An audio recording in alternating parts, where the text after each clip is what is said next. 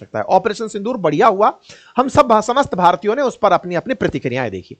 इसी बीच में एक खबर आती है और खबर यह आती है, पाकिस्तान कहता है कि हमने भारत के 5 राफेल मार गिराए, और दूसरी तरफ से खबर आती है कि राफेल का शेयर मार्केट में गिरावट आ गई है, शेयर बाजार गिर गया है। पाकिस्तान ने इसे कैसे दिखाया, आप ऐसे समझिए, पाकिस्तान ने हम पर आतंकी हमला किया था, हमने बदले की कार्रवाई कह के की थी कि हम भैया कार्रवाई करेंगे, ये मानकर चलिए। पाकिस्तान को हमारे प्रधानमंत्री चुनावी रैली से संबोधित कर रहे हैं कि भैया करारा बदला मिलेगा। हमारे रक्षा मंत्री बोल रहे हैं कि भाई गलती से भी ये लोग ना सोच लें कि हमारी जनता जो सोच रही है वैसा नहीं होगा, जनता सोच ही रही थी कि मारो इनको। तो ऐसे में हमारा संदेश इन तक पहले से ही था कि भारत हमें मारने आएगा। ऐसे में अब शहबाज शरीफ का जो बयान आता है वो कहते हैं कि हमारी एयरफोर्स ने तगड़ा काम किया। तगड़ा काम यह किया कि उनके हमने 5 फाइटर जेट मार गिराए। 5 मार गिराए तुमने, 50 मार गिराए तुमने, 100 मार गिराए। भाई देखो, जब युद्ध होता है तो ऐसे में कैजुअल्टीज होती हैं। अब बड़ा सवाल यहां पर यह है कि इनके द्वारा अगर हमारे फाइटर जेट मारे गए तो फिर भारत ने बताया क्यों नहीं। सवाल हमको इनके द्वारा दिया गया बयान बुरा नहीं लग रहा है, इनको तो हमने उसी समय पछाड़ दिया था, बातों में ही पछाड़ दिया था।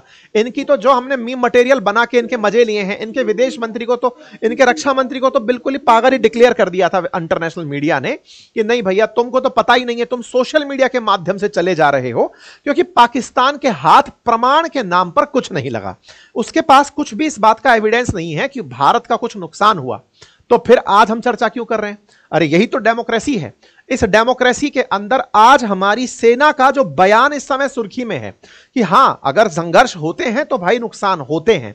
ऐसे नुकसान को अगर हम बोल रहे हैं तो इतना बोलने की पाकिस्तान वालों तुम भी तो हिम्मत करो कि तुम्हारे कितने आतंकी मारे गए, तुम्हारा कौन सा एयरबेस खटा, तुम ये भी तो बताने का प्रयास करो कि तुम्हारे कितने फाइटर जेट गए। खैर हम इस बात पर बहस नहीं करेंगे, हम आगे इस बात से आगे बढ़ेंगे कि हमारा जो असली प्रश्न है वो हमारी सरकार से था।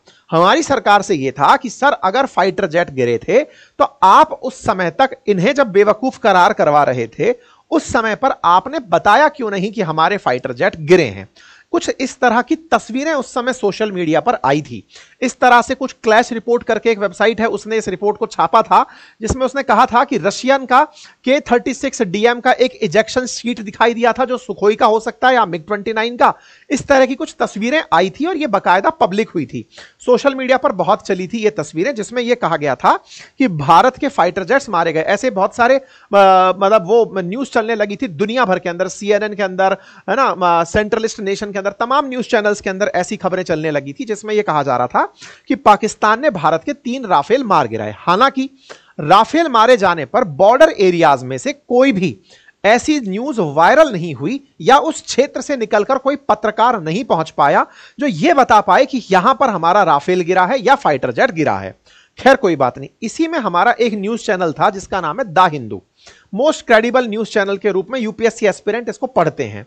उसने उसी समय पर एक ट्वीट डाला था और उस ट्वीट में इसमें यह डाला था कि जैसे यह खबर आना शुरू हुई थी, at least 3 Indian jets have crashed in Jammu Kashmir, Akhnoor, Ramban और पंपोर एरिया, ऐसा एक गवर्नमेंट ऑफिशियल ने हिंदू को कहा। अब हुआ यह कि द हिंदू में जैसे ही यह खबर छपती है, इस खबर के साथ साथ पाकिस्तान की खबर चल रही थी दुनिया में कि भारत के फाइटर जेट हमने मार गिराए। हम लोग इस बात के साथ थे कि हमने आतंकी मारे हैं, हमने आतंकी मारे हैं, यह बड़ी सूचना होनी चाहिए। हमारे फाइटर जेट मरे हैं, यह बड़ी सूचना नहीं होनी चाहिए।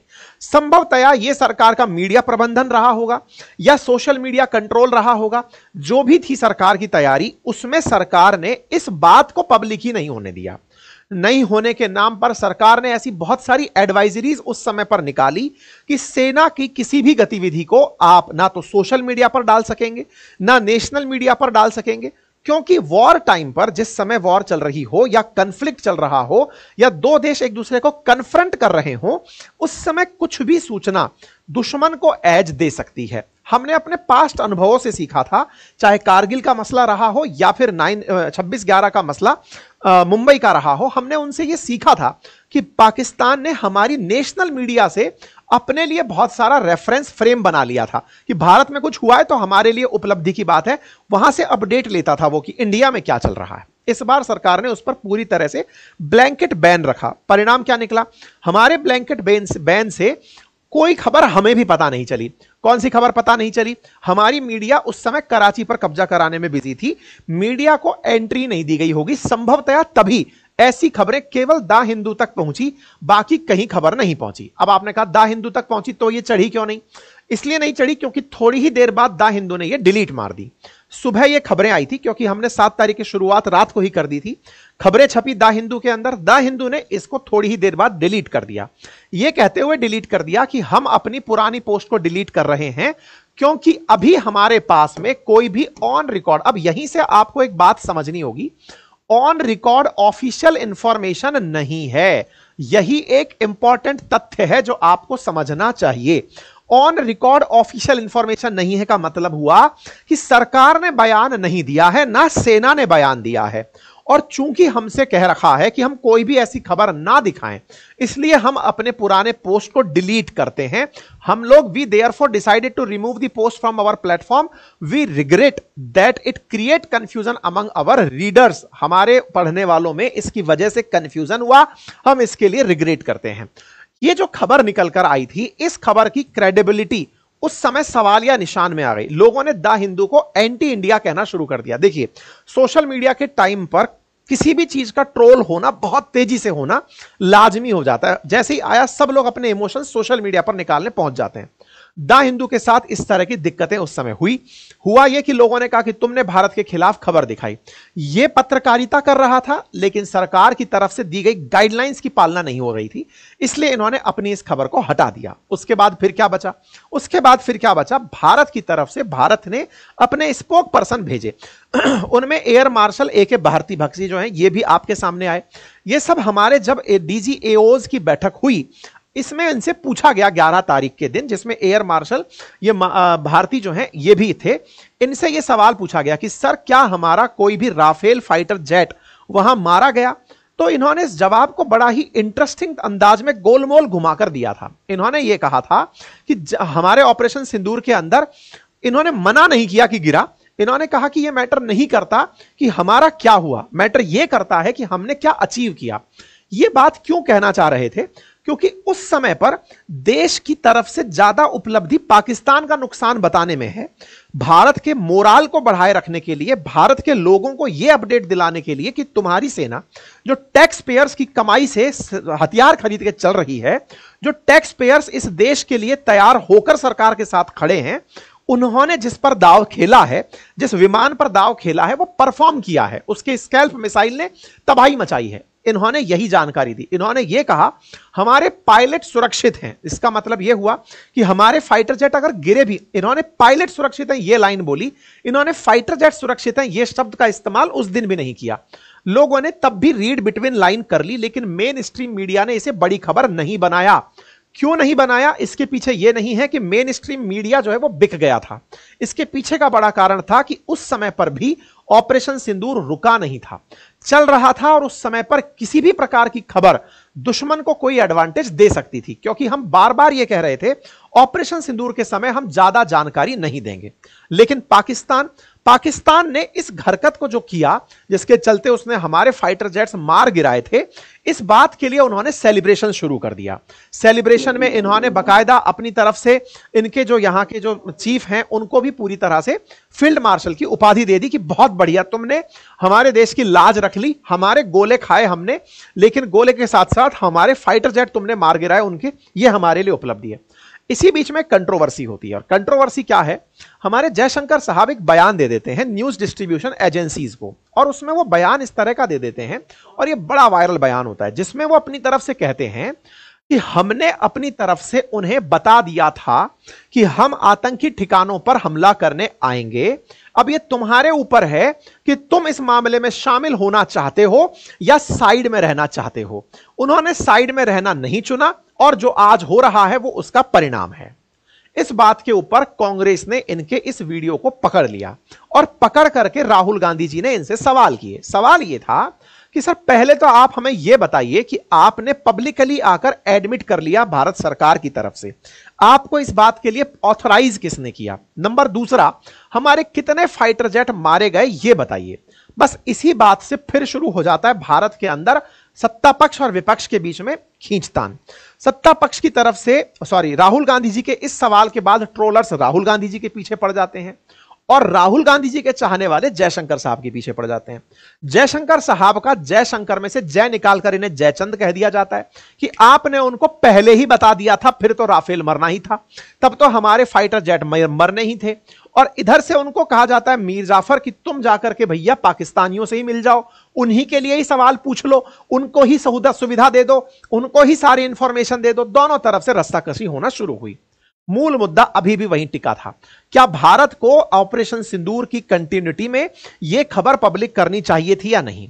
सरकार ने ऑपरेशन सिंदूर को जब सीज फायर किया, उसके बाद में यह खबर या तो पब्लिकली आकर स्वतः देनी चाहिए थी कि हमारे क्या क्या नुकसान हुए, या पार्लियामेंट का विशेष सत्र बुलाकर एक पार्लियामेंट्री मीटिंग बुलानी चाहिए थी कि हमारी प्रिपेयर्डनेस कैसी थी और हमने क्या किया। सरकार ने ऑल पार्टी मीटिंग्स तो बुलाई, लेकिन ऑपरेशन सिंदूर से पहले उसके बाद में ऐसा कुछ नहीं घटित हुआ। जयशंकर साहब ने उसे आकर जो पब्लिक कह दिया, इस बात के मायने निकलने लगे। मायना सबसे पहला यह निकला कि इसका मतलब हमने जिस दिन हमला किया उससे एक दिन पहले ही पाकिस्तान को बता दिया था कि देखो हम तुम्हारे ऊपर हमला करने आ रहे हैं, और पाकिस्तान उस समय हवा में अपने फाइटर जेट लेकर खड़ा था कि अब जैसे ही भारत की तरफ से आएगा हम गोला चला देंगे। यार देखो, इस बात को ऐसे समझो आप, जयशंकर साहब का जो भी बयान था उसमें एक साफ था कि हमने उनको कह दिया था कि हम आतंकी ठिकानों को मारेंगे। ये तो भारत कब से कहता आ रहा है, चाहे हमने उनके ऊपर पहले पुलवामा का बदला लिया हो, हमने जब जब उनके साथ रिटेलिएशन दिया है, स्ट्राइक की है, हमारा संदेश उनको साफ है। प्रधानमंत्री चिल्ला चिल्ला कर बोल रहे हैं कि हम ऐसा करेंगे तुम्हारे साथ, तो ये तो हम पहले कह रखे हैं ना, आतंकियों को जगह नहीं मिलेगी। हमने कभी ये नहीं कहा कि हम सिविलियंस को टारगेट करेंगे। खैर, इस बात में चूंकि तर्क इस बात का निकल के तत्काल प्रभाव से या तो यह कहिए कि जयशंकर साहब ने जिस तरह से बात कही, उस बात में इस बात का स्पष्टीकरण कतई नहीं था कि इन्होंने इस बात को बोलकर गलती कर दी है। इन्होंने जिस तरह से बात बोली उसको कोई भी पहली बार में इतना सा ही सुनेगा तो ऐसा लगेगा कि हमले से पहले हमने फोन करके कहा सुनो हमला करने आ रहे हैं, हो सके तो बचा लेना, और हम हमला करने गए, उनको मारे, इतने में उन्होंने कहा ओहो आप आ गए, चलो धप्पा हम आपको मारेंगे। कुछ ऐसी फीलिंग हम लोगों ने उनको दे दी। जयशंकर साहब के बयान से ऐसा ही लगता है, लेकिन ऐसा था नहीं। क्यों नहीं था, इसके पीछे का तर्क समझिए। देखिए, भारत ने 3 दिन पहले अपनी तरफ से लोगों को मॉक ड्रिल करवाई। मॉक ड्रिल के साथ साथ जब आप और हम जैसे मतलब थोड़ा थोड़ा सा ज्ञान रखने वाले लोग बाग भी ये कैलकुलेट करने में कामयाब हो गए थे कि आज रात को हमला होगा। भाई इंडिया ने नोटम जारी कर दिया है, उनका जो इंफॉर्मेशन मिनिस्टर है वो कह रहा है कि हम पर हमला होगा, दुनिया कह रही है कि इंडिया हमला करेगा। तो यार ऑब्वियस सी बात है कि वो लोग भी हमले की तैयारी में हाथ बांधकर तो नहीं बैठेंगे देखते कितना बढ़िया गोला आएगा। निश्चित है कि वो भी तैयारी में अपने फाइटर जेट्स को उड़ाकर बैठे होंगे। और जब भारत ने नोटम चलाकर यह कहा कि आज हमारे एयरफोर्स के विमान प्रैक्टिस करेंगे, तो भाई उन्होंने भी प्रैक्टिस कराई ही होगी। ऐसा तो नहीं है ना कि वॉर के अंदर नियम यह चल रहा है कि तुम तो मारने आओगे हम बैठे रहेंगे, ऐसा भी नहीं था। जो हुआ उधर की तरफ से, जो हमारे साथ हुआ, हमारा टारगेट उनके फाइटर जेट्स को निशाना बनाना था या फिर अपनी सीमा में रहकर उनके क्षेत्र में बैठे आतंकी ठिकानों को मिटाना था। यह हमारी प्रायोरिटी थी। हमारी प्रायोरिटी थी उनके नीचे बैठे हुए टाइटल्स को मिटाना। हमने 9 जगह स्कैल्प मिसाइल से 100 किलोमीटर अंदर तक हमले किए और दुश्मन को नेस्तनाबूद किया। यह हमारी उपलब्धि थी, यही आकर हमने बताई। अब उधर से हवा में चलकर हम पर जो आया वो हमको नहीं बताया गया। क्यों नहीं बताया गया? कहीं ये ना लगे देशवासियों को कि आतंकी मारने गए थे, खुद अपने विमान मिटाकर आ गए। भाई खुद अपने विमान मिटाकर आए, एक भी व्यक्ति की क्षति नहीं हुई, सारे पायलट सुरक्षित थे। यह भारत की बहुत बड़ी उपलब्धि थी। खैर, ऐसे में फिर यहां पर शुरू होता है एक दूसरे के खिलाफ ट्रोलिंग का काम, और बढ़िया से इस बात के फैक्ट चेक होते हैं। जयशंकर साहब ने ये नहीं कहा, वो नहीं कहा, मिस रिप्रेजेंटेशन एंड ऑल सारी बातें होती हैं। फिर सरकार सेना बाहर निकल कर आती है कि ऐसा कुछ भी नहीं था, हमने कुछ नहीं बताया था। पाकिस्तान लेकिन इस बात पर खुश था कि हमारे लोग मरे, इससे हमें क्या फर्क पड़ रहा है, आतंकवादी थे, पैदा ही मरने के लिए किए थे, हमने उनके फाइटर जेट मार गिराए। और ऐसे में इनको फील्ड मार्शल अनाउंस कर दिया जाता है कि बहुत तगड़ा काम कर दिया आपने, उनको उड़ते ही हवा में मार दिया। इनके यहां पर खुशी इस बात की है, वो मारने आए, आपने उनको मार दिया, बस धप्पा हो गया। इस बात पर इनकी तारीफें पाकिस्तान में इस बात की जा रही होती हैं। ऐसे में पाकिस्तान इस बात को दुनिया भर में प्रसारित करता है। फिर भारत कहां से बाहर आता है? देखिए, यह भारत की डेमोक्रेसी है। आप इस बात को समझने का प्रयास कीजिए, और इस बात को जब मैं बोलता हूं तो इसका मतलब समझिए। आज यहां के प्रधानमंत्री आसिम मुनीर के बिना ना तो विदेश यात्रा कर रहे हैं, ना कोई भी बयान देते समय इनके बिना कोई बयान पूरा कर रहे हैं। बार बार चाहे कुछ भी बोल रहे हैं, आसिम मुनीर जैसे देख लीजिए, उन जैसा आदमी होना चाहिए, ये होना, हर चीज में उनकी डिपेंडेंसी सेना पर कितनी है, इससे अंदाजा लगा सकते हैं कि सेना ही सरकार चला रही है। भारत में सेना ने अपनी तरफ से सरकारी सूचनाएं जारी की हैं, बाकी सारी चीजें राजनीतिक रूप से हो रही हैं। नंबर दूसरा, आज भी जो बयान चर्चा में है वो हमारे CDF chief of defence staff का है, वो भी भारत में नहीं है, वो भी भारत के बाहर सिंगापुर में है। अब कहानी क्या है, सिंगापुर में एक शंग्रीला होटल है, शंग्रीला होटल के अंदर एक मीटिंग होती है, दुनिया भर के लोगों को बुलाया जाता है इंटरनेशनल मुद्दों पर, जहां जहां अनस्टेबिलिटी चल रही होती है, उन क्षेत्र के सेना अधिकारी, विदेश मंत्री, फॉरेन सेक्रेटरीज एंड ऑल, इन सबको बुलाकर बातचीत करवाई जाती है, चाहे ताइवान का मसला हो, रशिया यूक्रेन का मसला हो, इन सब पर। ऐसे में इनको भी बुलाया जाता है, इनको भी बुलाया जाता है, पाकिस्तान वालों को भी बुलाया जाता है कि आप आओ और इस होटल में आकर अपनी बातें कहो कि आप क्या सोचते हैं, कैसे दुनिया को देखते हैं, अपने व्याख्यान तो रखो ताकि दुनिया आपकी सोच समझ पाए। आइए तो साहब ये पहुंचते हैं, यहां पर जो पत्रकार बैठी हैं ये ब्लूमबर्ग की पत्रकार हैं। इन्होंने अपनी तरफ से इनसे प्रश्न पूछा और इनसे प्रश्न पूछा कि क्या भारत का लॉस हुआ था इस कॉन्फ्लिक्ट में? तो इन्होंने कहा yes there were losses in Pak conflict. भाई लॉसेस तो होंगे ही ना, जब आप वॉर में हैं। तो यहां पर सेना की तरफ से इन्होंने बयान दे दिया और इन्होंने एक बयान में यह कहा कि हमने अपनी गलतियों से सीखा और फिर उड़े और हमने अपने मुकाम को पूरा कर दिया। बस यहीं से हेडलाइन बन जाती है कि India confirm it lost fighter jets in recent Pakistan conflict. Bloomberg की हेडिंग बनती है कि भारत ने कंफर्म कर दिया है कि भारत के फाइटर जेट निकल गए थे और उनका नुकसान हुआ था। यह जो बात है ना, जो ब्लूमबर्ग ने हेडलाइन बनाई, यह हेडलाइन हमने 11 मई के दिन कंफर्म कर दी थी। अगर आप इस बात को सुने तो वी हैव डाउन्ड पाकिस्तान हाईजेट्स यहां पर, और ये जो एयर मार्शल ए.के. भारती हैं, इनसे पूछा गया तो उन्होंने एक लाइन बोली थी 11 तारीख को। इन्होंने कहा था इस वक्त मैं इस पर कोई कमेंट नहीं करना चाहूंगा क्योंकि हम अभी भी युद्ध की हालत में हैं। अगर मैं इस पर कुछ कहूंगा तो इसका उल्टा असर होगा। हमें यानी पाकिस्तान को इस वक्त कोई फायदा नहीं देना चाहिए। बस इतना कहूंगा कि जो मकसद हमने तय किया था उसे हमने हासिल किया। हमारे सभी पायलट सुरक्षित वापस आए।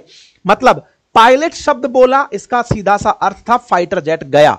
फाइटर जेट गया, पायलट आया। यह शब्द हमने एयर मार्शल भारती के नाम से 11 तारीख को ही सुन लिया था।